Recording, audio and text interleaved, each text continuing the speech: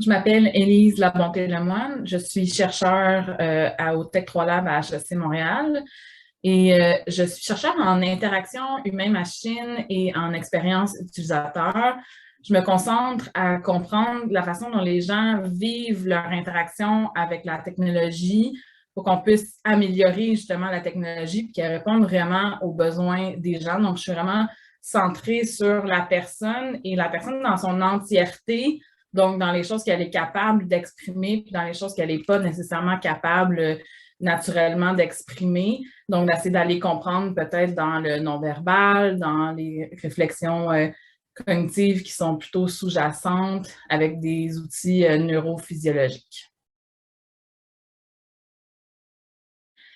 L'intelligence artificielle responsable, je pense que ça devient vraiment une priorité en recherche en expérience utilisateur parce que l'intelligence artificielle est tellement présente et de plus en plus et de manière très, très rapide, ça devient vraiment présent pour tous les types d'usagers de la technologie. Et donc, euh, il y a beaucoup d'incompréhension auprès des usagers, beaucoup de craintes, de choses qui sont dites peut-être dans les médias ou dans toutes sortes de rumeurs qui rendent les gens assez inconfortables. Puis je pense que d'aller comprendre justement comment les gens vivent cette interaction-là pour être capable de soit apaiser des peurs ou soit améliorer les façons dont les résultats de l'intelligence artificielle ou l'interaction est présentée pour que les utilisateurs deviennent à l'aise et capables d'utiliser la pleine disponibilité, la pleine capacité de ces outils-là dans leur quotidien.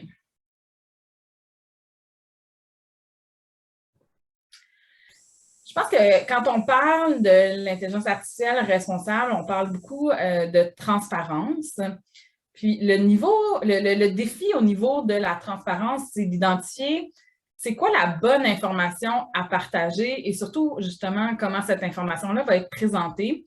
Un des problèmes avec ça, c'est que les gens sont généralement pas très bons à identifier ce qui va être bon pour eux, ce dont ils ont besoin pour aller de l'avant. On peut penser avec le paradoxe du choix, par exemple. Les gens pensent qu'ils veulent beaucoup, beaucoup de choix, mais au final, d'avoir trop de choix, ça amène une paralysie ou une anxiété. Je pense que ça va être la même chose avec la transparence en intelligence artificielle. Si on donne trop d'informations aux gens, si on donne probablement autant que ce qui est demandé, ça va amener des paralysies, des anxiétés. Donc, de trouver le bon niveau qui satisfait euh, l'utilisateur en termes de transparence sans être un overload, sans en avoir trop d'informations. Ça va être comme un difficile équilibre à trouver, d'autant plus qu'on ne pourra pas demander à l'utilisateur, les gens ne seront pas capables de bien identifier ce qui leur suffit. Donc, ça va être une question complexe à identifier exactement c'est quoi le bon niveau de transparence pour que les gens soient à l'aise et bien dans cette interaction-là.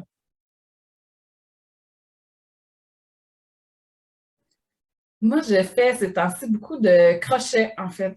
C'est comme du tricot, mais avec une seule branche plutôt que deux. Puis je fais en hiver surtout des chandails, des trucs, puis des choses comme ça, surtout pour calmer la réflexion puis être dans les mains, dans la construction appliquée, disons. Fait que je fais du crochet.